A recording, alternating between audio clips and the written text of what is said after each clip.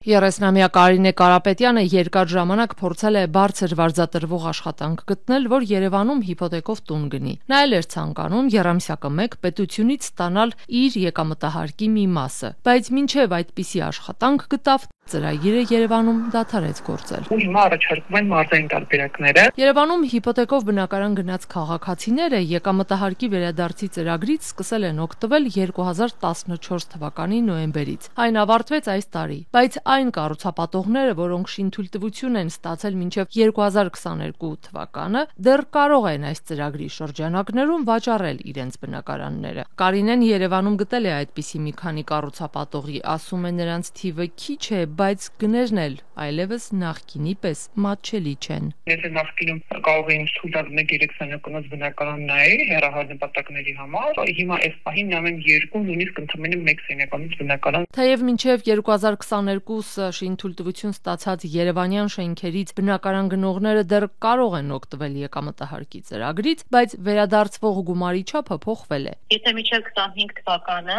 եռամսյակի ընթացքում վերադարձում էր ոչ ավել քան 1.500.000 դրամ, ապա 25 թվականի հունվարի 1-ից հետո եռամսյակի ընթացքում վերադարձն է 750.000 դրամ։ 2025-ի հունվարի 1-ից հիփոթեկային վարկի տոկոսագումարների մասով վերադարձվող եկամտային հարկի վերադարձը շարունակվելու է գործել Հայաստանի մարզերում, բայց 2027 թվականից այն կհանվի Արագածոտնի, Արմավիրի, Արարատի ու Կոտայքի մարզերում, իսկ 2029 թվականից առհասարակ համակարգը կդադարի գործել Հայաստանում, բացառություն կլինեն միայն սահմանամերձ բնակավայրերը։ Կառավարությունը հաստատեց ՊԵԿ-ի առաջարկը, ըստ որի հիփոթեկային վարկերի տոկոսների վերադարձի ծրագրի ֆինանսավորումը այս տարվա համար 12.6 միլիարդ դրամով կավելացվի։ Նպատակն այն է, որ մարզերի բնակիչները կարողանան անխոչնդոտ օգտվել ծրագրից։ ՊԵԿ նախագահ Էդուարդ Հակոբյանն ասաց, նախորդ տարվա համեմատ ծրագրից օգտվողների թիվը 12,000-ով աճել է։ Այս ծրագրի համար 2025-ի բյուջեով նախատեսված 84 միլիարդից արդեն հունվար-սեպտեմբեր ամիսներին 70-ը ծախսվել է։ Եվ 70 միլիարդը, որպեսզի թվի կարգը մեզ հուշի, թե ինչի մասին է խոսում, դա ավելի մեծ է, քան անցած ամբողջ տարվա ընթացքում։ Փոխվարչապետ Մհեր Գրիգորյանը լրացուցիչ կարգավորումների կարիք է տեսնում։ Չպետք է ունենանք մի իրավիճակ, որ արդյունքում ոչ թե մարզերի քաղաքների կառուցապատումն է զարգանում, այլ Երևանի սահմանագիծը, ես կասեի, մարզերի հետ։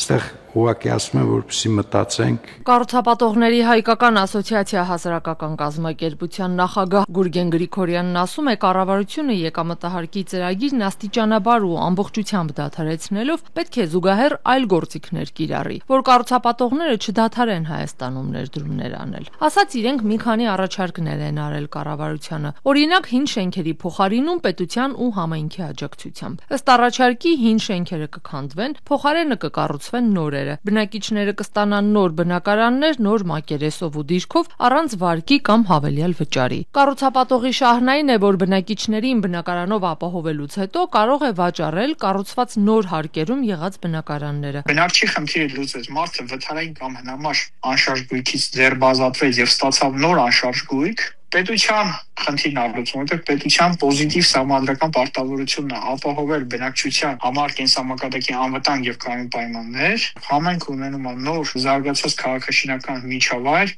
հին բնակֆոնդի փոխարեն։ Երկրորդը վերաբերում է հիփոթեկային վարկերին։ Կառուցապատողների հայկական ասոցիացիան առաջարկում է կենսաթոշակային ֆոնդերի շրջանառվող միջոցների մի մասն ուղղել հիփոթեկների ֆինանսավորմանը։ Ինչը հնարավորություն կտա որոշակի թիրախային խմբերի համար ապահովել մատչելի հիփոթեկային վարկավորման ձեռքբերման հնարավորություններ։ Երրորդ առաջարկը քաղաքացին կարող է գնել բնակարան առանց բանկի, առանց տոկոսի եւ առանց վարկի, վճարելով մաս-մաս անմիջապես կառուցապատողին։ Այս մեխանիզմը հիմնված է կորպորատիվ պարտատոմսերի թողարկման վրա եւ նախատեսված է 6-ից 7 տարվա վճարային ժամանակացույցով։ Բազմաթիվ քաղաքացիների հնարավորություն է տալիս առանց վարկային բեռի ստանձնման ձեռք բերել անշարժ գույքեր եւ իրականացնել դրանց մարումները անմիջապես կառուցապատողին։ Ասոցիացիայի ասոցիացիայի ղեկավարն ասում է, սրանք տեղային լուծումներ են, բայց պետք է հստակ պետական ռազմավարություն լինի, որը կփոխարինի եկամտահարկի վերադարձի գործող մեխանիզմին։ Այն պատկերացումը, որ մարզերում կարող է ակտիվություն լինել կառուցապատման մասով, մեր պատկերացմամբ չի համապատասխանում իրականությանը։